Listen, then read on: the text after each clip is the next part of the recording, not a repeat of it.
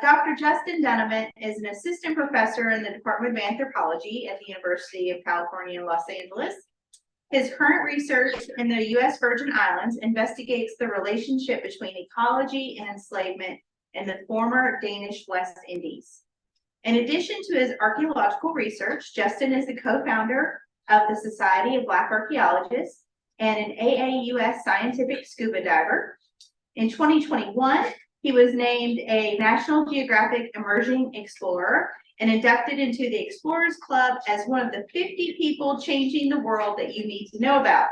Last year, he was awarded the 2022 Stafford Ellison Bright Black Alumni Scholar in Residence, and his research has been featured on Netflix's Explained, Hulu's Your Attention Please, and also in print in American Archaeology Magazine, Science Magazine, and National Geographic.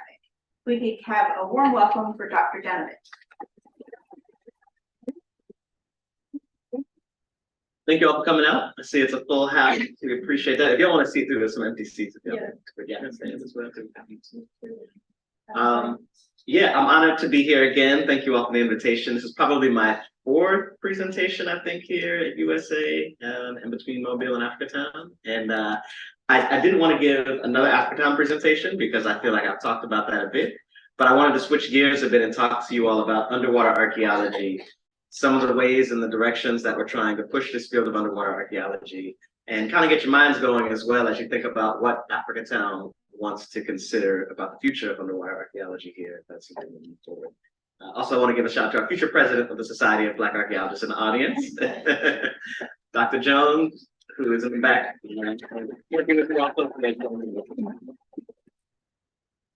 All right, so for this talk, I wanted to touch on two different projects that I'm currently working on. One is going to focus in Hawaii specifically. In October of last year, we went out to Hawaii and mapped a number of shipwrecks using some of the latest technology and virtual reality. And then the other project is going to be a future project that I'm going to talk about on the Black Star Line. So with these two projects, I want to highlight a couple things. One with this Hawaii project, I'm going to talk a little bit about photogrammetry, which is essentially a way of using regular images and creating 3D images out of them. I'm going to talk about curriculum development with underwater archaeology and how we're thinking creatively about what that can look like. And then also talk about virtual reality and how we can begin to engage multiple and different types of audiences with some of this work with VR technology. Then I'm going to go into the Black Star Line project, which is a newer project that I'm starting now. I'll give you a little bit of history on that. I'll talk about ways in which we're trying to use the archives to retrace some of these voyages, and in retracing these voyages, begin to tell a different story about this shipping company. Talk about our work now to locate these ships actually around the world, and then how we're trying to rethink this whole idea of community engagement in academic research beyond the academic publication in the book itself. So I know we had a transition in technologies. Some of these videos don't necessarily work, but I'm just going to show you some of the images we're working with. Some of them do work. It'll play it just in the sound. Okay, it'll play it. Okay, cool. No problem. I'll turn this on up anyway. So in October of last year, National Geographic and the Ocean Exploration Trust got together, and we were on a 2-week cruise in Hawaii. And during that 2-week cruise, as they call it, we went out and mapped 10 or 11 shipwrecks. These weren't just shipwrecks, I'm sorry, they were underwater wrecks. Some of them were planes, some of them were LVTs or tanks, carriers, and some of them were anchors as well. During that course, in those 2 weeks, we mapped those wrecks and also tinkered with some different types of technologies to see what they could look like. You all can watch this video online. It's about an 8-minute video that more describes the work we were doing and its relationship to World War II, which is what we were looking at specifically. Right. Some of the images, I think I have to click out of it to get the shoe on the next one. No,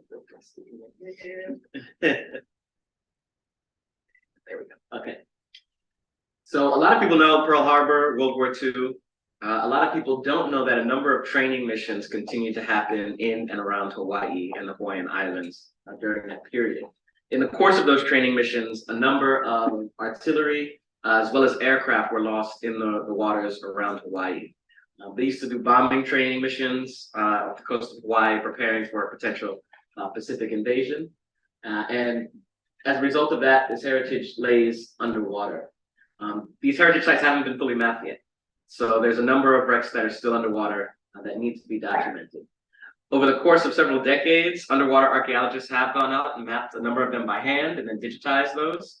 But this is the first time we're able to use more contemporary technology to actually map some of these wrecks. So over the course of 2 weeks, we navigated between Oahu, Maui, and Lanai, and mapped some of these wrecks that were known. Almost all of them were already known by the state historic preservation officers. So we had GPS locations and points by which we could go to. But we found out another wreck that was actually known by local fisher people, but not actually documented officially, which we were able to document as well to add to that register.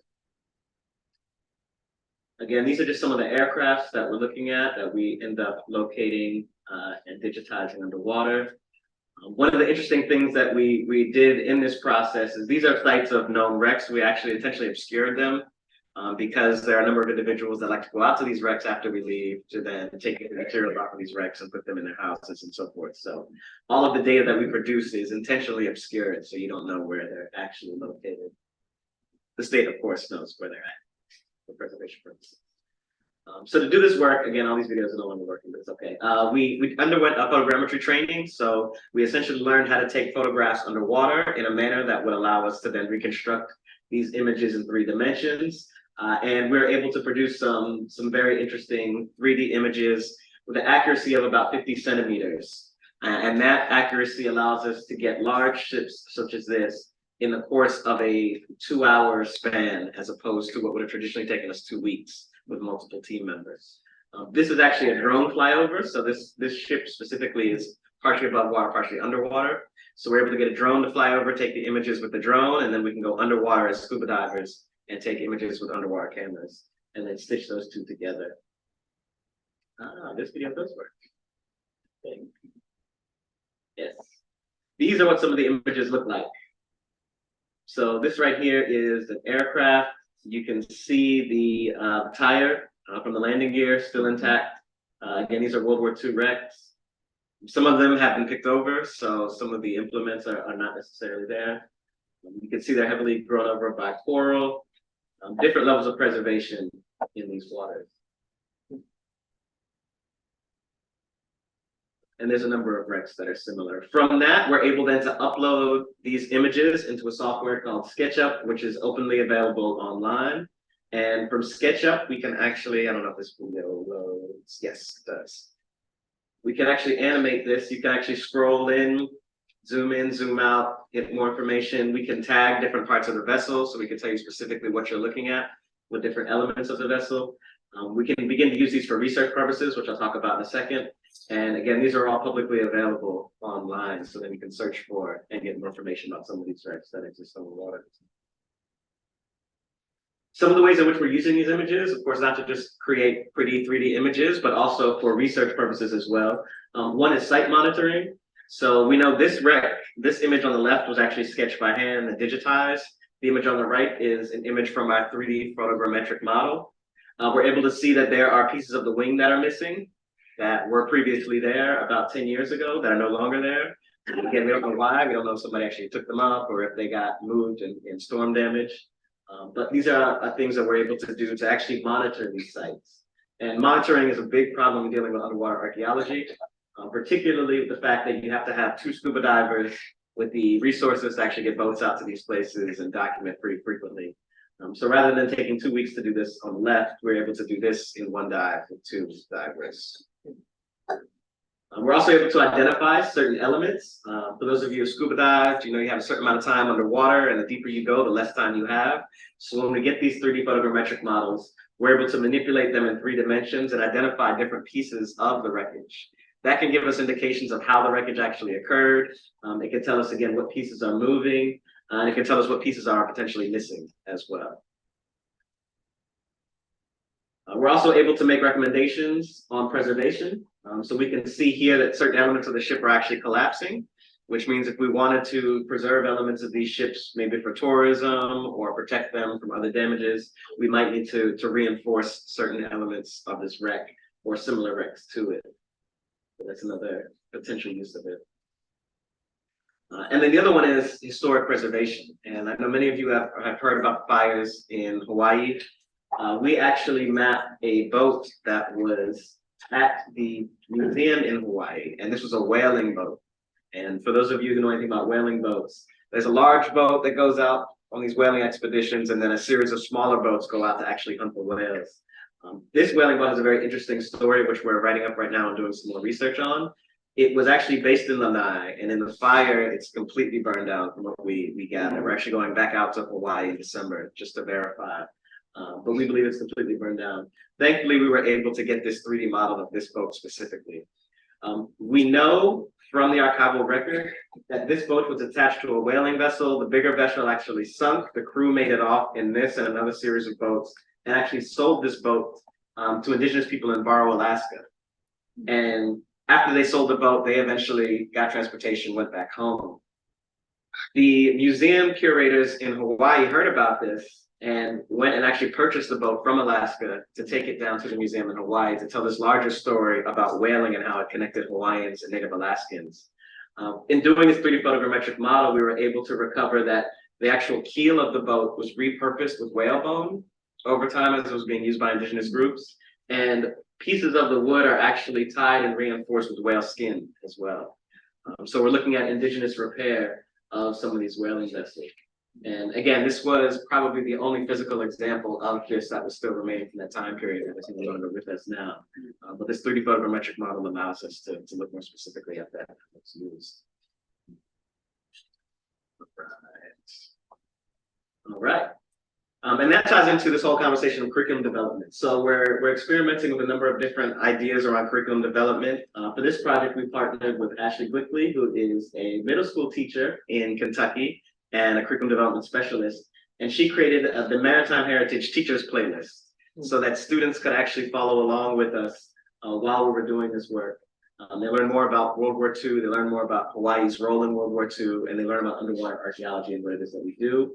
We have this Esri story map, which if you go online is clickable, and you can get more information about some of these wrecks that we're looking at. Again, they're intentionally obscured, but you get the idea of where they were generally located and their uses.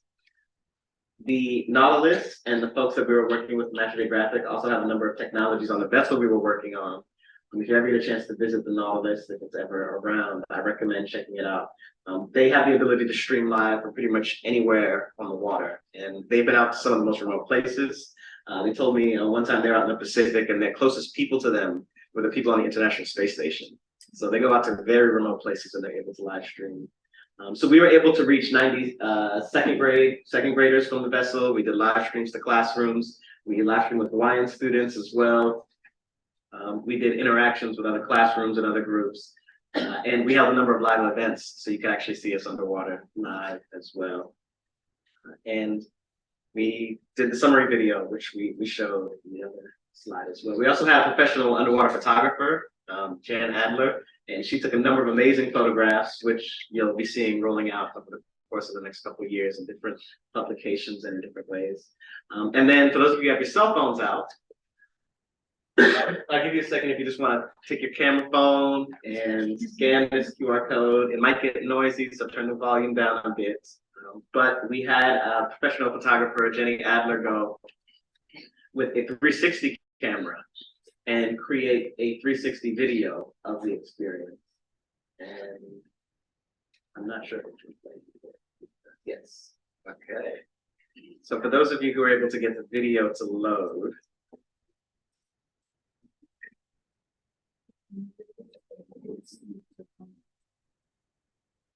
can't play the video itself, but you can actually move your phone around and see the experience of actually mapping these shipwrecks underwater in 360 degrees. And we're able to put these into VR headsets, present them in classrooms, and now students are able to experience the underwater world in 3 dimensions. Yeah, they're very excited. And all it takes is a 3D headset and your phone connected to the internet to access it on YouTube. If you don't have the headset capability, you can also scroll with your finger and zoom around as well. And it's been cut to actually show us from on the boat while we're preparing to diving into the water to coming out of the water again. So we're experimenting again with these technologies so that students can actually see themselves as potentially underwater archaeologists and understand what that experience looks like.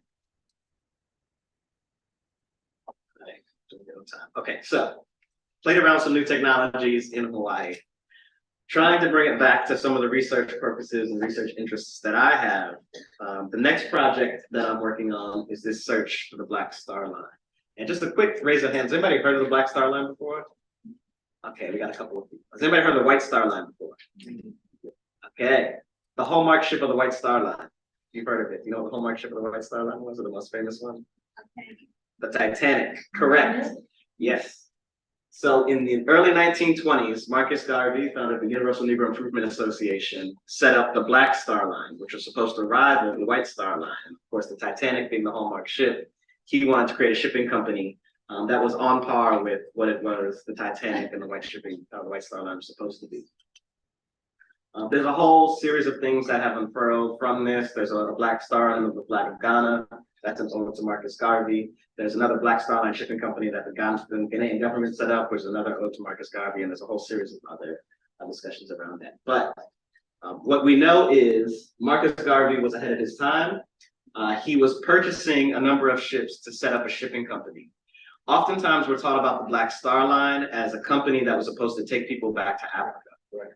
And the idea is the SS Phyllis Wheatley was supposed to do that. That was the last ship he had intended to purchase, and actually was never able to purchase it. In fact, he had purchased 3 ships prior to that. So what we're doing now in this search for the Black Star Line is actually trying to also reinvigorate this conversation on what the Black Star Line actually was and what it meant. One, from an economic perspective, he sold stock in the Black Star Line. So anybody around the world could buy a share in the Black Star Line. It cost you $5, and this is how they actually financed the endeavor. So we're talking about 1920s, early stock exchange. He's actually allowing people to buy physical stock in a Black-owned shipping company. I used to tell people this would have been equivalent to like a Black airline company today, but I was like, that's not even equivalent. It's the equivalent to like a Black space company with Black astronauts and Black engineers and everything in between.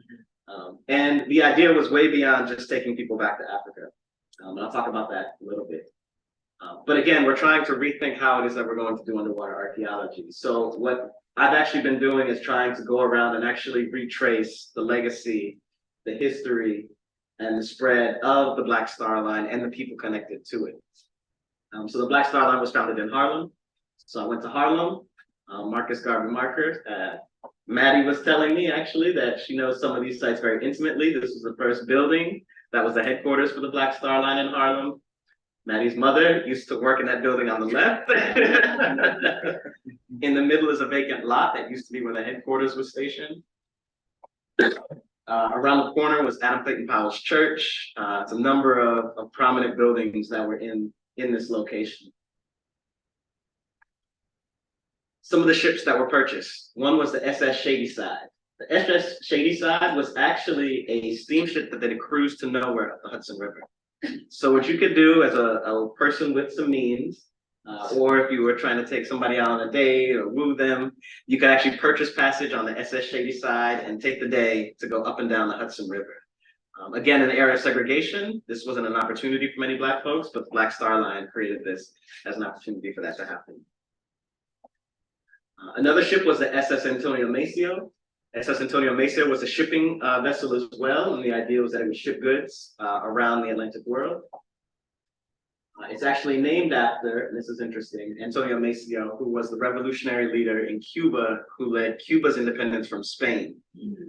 And this was, again, late 1800s that this occurred. So in the early 1900s, Marcus Garvey in the United States is naming a ship after a Black Cuban revolutionary. That becomes prominent because the Universal Negro Improvement Association, which he started, actually had the most chapters in Cuba outside of the United States. And there was a big Cuban contingency that was involved. Right. And then the SS Frederick Douglass, which is the one that we have the most information about, was another shipping vessel as well. We have actually been able to locate one of the anchors from that, again, thanks to family connections to Maddie, in Scarsdale, New York. This actually sits in front of the house of one of the former captains of the Black Star Line, and there's a whole story behind him having a dispute with Marcus Garvey and actually taking it as a way to say that the ship is mine, even though I no longer work for you. That was interesting. And we have an actual autobiography of another captain, or first mate actually, who wrote about his experience working on the Black Star Line as well. And from that, and from a series of other archival documents, we've been able to retrace the voyage of the SS Frederick Douglass on its maiden voyage. Now, this repositions the whole conversation of what the Black Star Line was. The SS Frederick Douglass left New York port in 1920, and I believe it was January 1. And they had to leave at that very specific day because literally the next day was Prohibition, and they had a shipment of whiskey.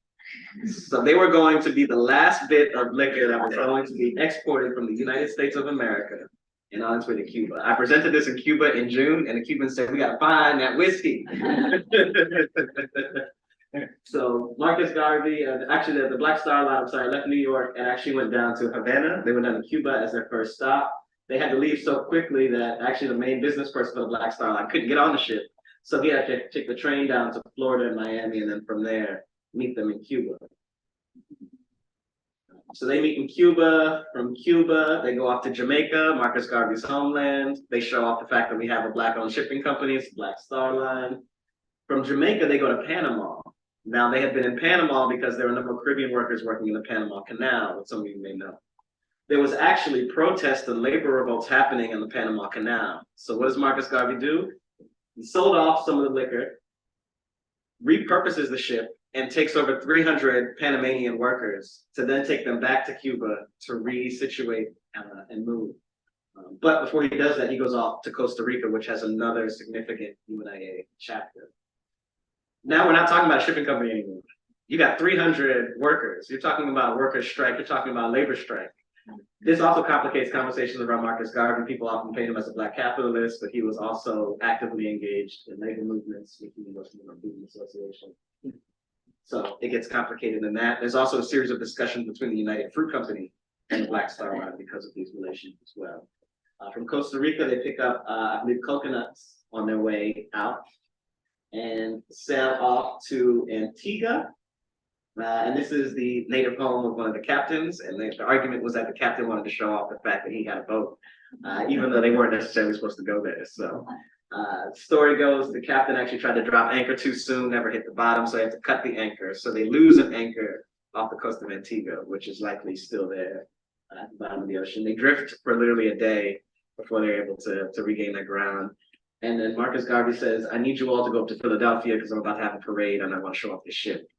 So he has there's a parade in Philly. They take the ship to the port. Again, this is not a shipping company. This is meant to be something different. From there, he's got a number of funders and donors, and they go off to Boston. So they take the ship again to Boston. By this time, the coconuts have spoiled. Nobody cares about the ship and the coconuts.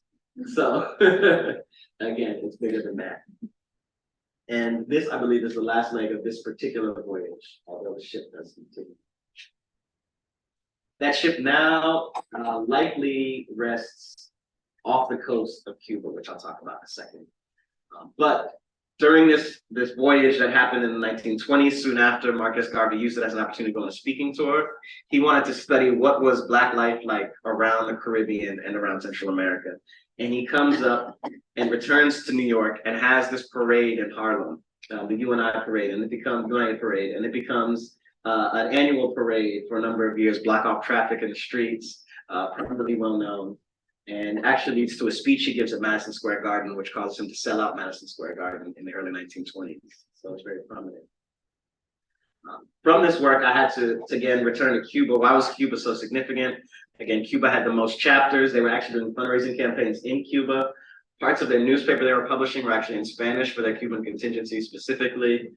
So there's this also connection between Black Cuban diaspora as well as the Black diaspora here in the US. The Black Star Line fits into that. We know from historical records that the ship likely sank off the coast of Antigua, Cuba. We don't know where it is yet. The last archival records we have say that half of it was above water, half of it was underwater, and it was being used to store some type of goods. This was in the 1960s. And actually, Marcus Garvey's son told me this. So there's a strong possibility that it's still in that space today. If it's not still above water, it's likely underwater, and there's somebody who knows something about it. Myself and other grad students working on this project, Joel Humphrey, were in Cuba in June to make some connections and to talk to folks. And as we were giving the presentation, one of the main organizers says, "My family's from there." And then there's a whole history then of people of Jamaican descent actually going to this region specifically because the United Fruit Company was bringing people specifically to work for the United Fruit Company. So this part of little Jamaica, there's a whole contingency in that as well. Yeah. How has the government changed during the Cuban Revolution, interacted with ownership over the ship in Cuba? Great question. That we don't know. Okay. What we do know and what we're working on now is, let's see. Yes. Oh, yeah. What we're working on now is, I'll talk about this in a second, is trying to see if we can, one, locate the ship visually without having to scuba dive, and then two, locate the necessary permits we're going to need to dive. From what I understand, the Cuban government doesn't like people with boats leaving the island. There's a history of that, so that's part of your response. So we might have to, well, of course, we have to get permission from government. It seems like a lot of government officials are supportive of the idea of looking for the vessel. The issue might be we might have to get a vessel from another island and go to access the water directly from the ocean and go back. Drone might also be an opportunity, but again, drones can also be considered surveillance instances as well. So we'll have to be working closely with individuals to get information back. One thing that did come from this work, though, is realizing that a lot of people have a lot of connections to this history and heritage in these places. We know in Costa Rica, the UNIA chapter is still active. There are documents that are still there. The headquarters actually recently burned down about 2 years ago. And a number of people saved some of those documents and have direct family ties to this. So as we've been digging deeper in this, we've been finding more family connections that people have in this process.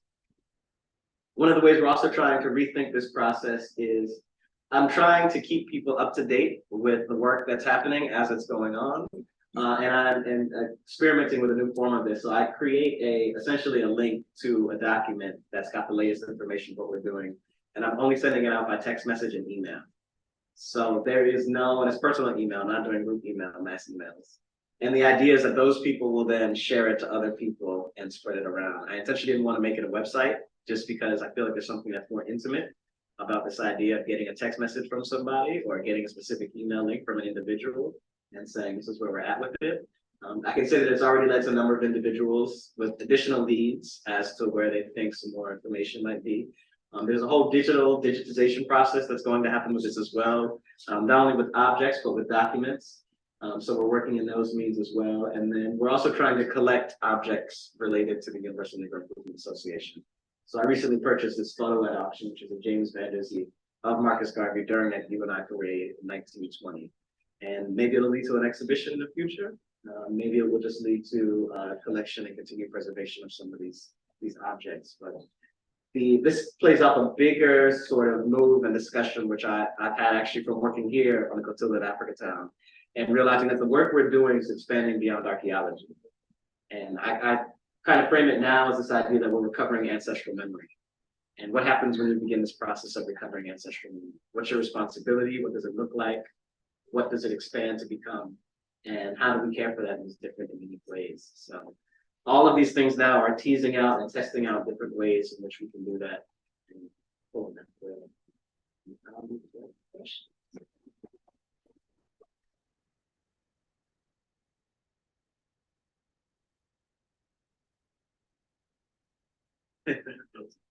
Can you comment on the work or the lack thereof, the work going on to the hotel?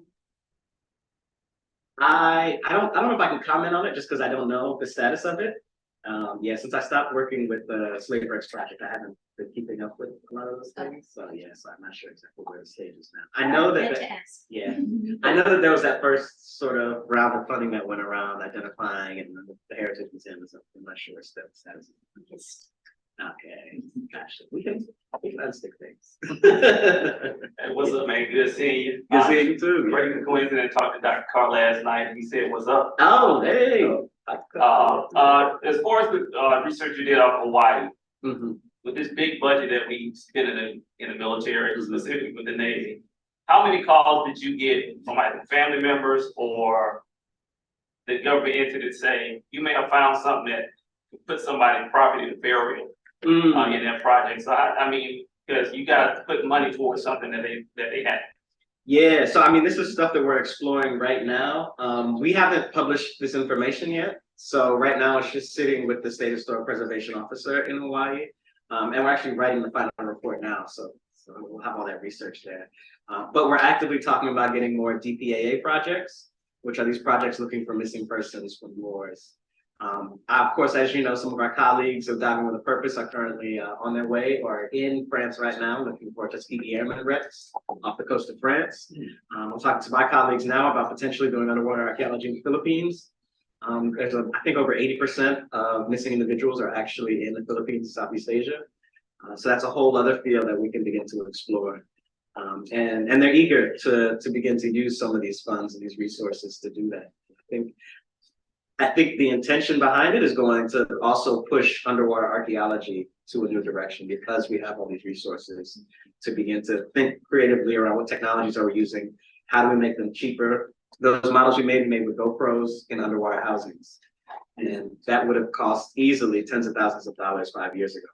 So the technology is rapidly changing. So we're obviously more about that. That's awesome. I want to thank the Gold Star family that they would highly appreciate that because that's one of the first things. So thank you. Yeah, thank you. That's why I'm gonna go with the program, and even take these pictures, there's a certain program we use that create that. Yeah. Is that part of the same team? There's another company that does. Yeah, there's another company that does that.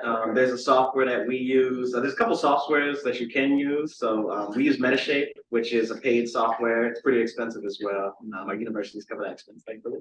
But SketchUp is open source, so we can post it online, open source for free.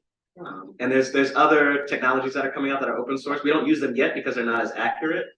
But as technology increases and as people begin to build with these things, we'll get it better. Yeah, it's been interesting. Even again, like I said, in the last 5 years, one of the biggest issues we have is dealing with the distortion of images underwater. So even underwater housings now for some of these cameras have gotten so good that they can get rid of that distortion, and then post-processing in these softwares allow us to get rid of that distortion even more. And so when we're actually up on these objects, we get down to 5 centimeter resolution, which is a whole other level of resolution. Yeah. Did you say that UNIA chapters are still active in Cuba? Yes, there are still active chapters. Costa Rica has one. I'm not sure if Cuba still has one. There are definitely members that have UNIA memorabilia. It was prominent, and then Marcus Garvey got deported, which is a whole other conversation. So it actually, after he got deported, Henrietta Vinton Davis took over as the president of the organization. The Black Star Line ended up collapsing soon after that, but they repurposed it under the Black Cross Nurses Trading and Navigation Company. So a lot of people don't know, but the UNIA actually had their own healthcare organization, and they were going throughout the African diaspora doing healthcare with some of these ships. So the SS Booker T. Washington was one of the ships that they bought, and they were doing healthcare services throughout the diaspora. So everything from midwifery to proper hygiene and so forth. Yeah. So the Coachella is probably the most important underwater archaeological site in the United States. Do you have an opinion on how that should proceed? Good question. All right, I'm gonna give these answers. Good questions. I told people, for me, the Cotilda was very personal in a very real way. When I was working on the Cotilda here in Mobile, Alabama, my mother texted me and told me that my grandfather was buried in Alabama, and I had no idea of any of that. And that would have never come from family history had I not been here working on this project. And this is why I get into this whole idea of whether or not we know it, we have these connections to these things that draw us back to these spaces. But I tell people that I think the Cotilda is definitely the most important African diaspora archaeology site in America, if not the world. And 5 years ago, I would have said it was the New York African Burial Ground in New York City. So that means that we have Mobile, Alabama now as the prominent city, and African Alabama specifically as the prominent place that is of sort of African descent heritage archaeologically in the US. I'll put money on that. With that said, how to move forward with it? I think it gets tricky. Every time I come across a new site of significance, I try to use it as a springboard or leverage to something bigger. I think the next step, of course, is always back to Africa. I think that's a key step, building those connections. I mean, part of what I like to do in the work that I'm trying to do is think about what is the repair. So we know what slavery was, we know what slavery did. My whole thinking behind this, and I really haven't shared this publicly, but I think there needs to be a sacred grove established somewhere around here in Mobile, Alabama. The Mayer family made their money off of cutting down old growth trees in this area while enslaving Africans. We need to think about what does it look like to restore old growth forests here while we're beginning to retell and reclaim the system. And I think that's something that could really begin to push us towards this idea of healing and restoration. I'm working on another publication with my colleague talking about archaeology of redress and arguing that what we're doing is not just bringing up these stories to tell about all the harm and all the sort of hate or anger that's in there, That's right. but to offer it as a form of redress to figure out where do we go from here. That's right. And we're learning from doing this work that actually engaging in the process of healing is the work that we need to do to heal. And we did this in part looking at one of my other things I didn't talk about now, I talked about it before, is ecology and slavery and the environmental impacts of the slave trade. And what we're doing while we're studying the environmental impacts of the slave trade is actively doing coral restoration work, because we know that transatlantic slave trade actively damaged coral reefs for the buildings that they were building. And as we begin to make this standard, we're actively repairing these harms to the point where I think we can begin to move into other directions and start to look for the Black Star Line and look for other cases that uplift us while we do this work. We got a long way to go, but I think the sun's gonna keep coming up and going down, so we got time to do it. So, yeah. Yeah. All right. Thank you. Thank you. Oh, good question. Sorry. Well, Here's the last question. well, taking into account that it has been estimated that probably only 20% of the African slaves brought from Africa during the Columbian Exchange, 20% of those went to Northern American colonies, and the rest to Central and South America. How does the story of the Clotilda and America's history of slavery tie in with the Caribbean? That's a great question. I mean, I always say this just because as somebody who's done work in a lot of different islands, a lot of different countries, we tend to have a very US focused centric understanding of slavery and the transatlantic slave trade. And that tends to dictate what happens around the world. There's this idea that wherever the power sits tends to be where people look to the most. I don't think that we as African Americans have fully realized that and fully realized what that means for our potential to move these conversations forward. So as the Clotilda gets more attention, we can begin to go to places like Brazil, which has the largest percentage of people of African descent coming from transatlantic slave trade, and say, this is what is required in Africatown. And while people are being trained here to do this work, we're gonna actually go to Brazil and begin to train individuals to look for wrecks there. And then as that happens, we then move to say, okay, what about Colombia? Because that was next. And then go to Colombia and begin to do the same work. And in all these steps and all these places, I think the beautiful thing about it is everybody's going to have a different response and a different request around what should happen as a result of that. And I think allowing them to think through that process and thinking through that process with them will begin to help us think about how we can actively begin to do this more collectively and think about that repair will look like. So I'm hoping that that's the way that it's going. I know, just from the number of Black archaeologists being trained and the places that they're going and the research that's happening, it's starting to happen more. We're actively engaging scholars in Brazil and parts of West Africa as well. They're having these conversations. They're writing it in Portuguese and in French. We're translating documents back and forth and having these conversations. So they are conversations that are happening. They're slow, but it is speeding up now, which is good.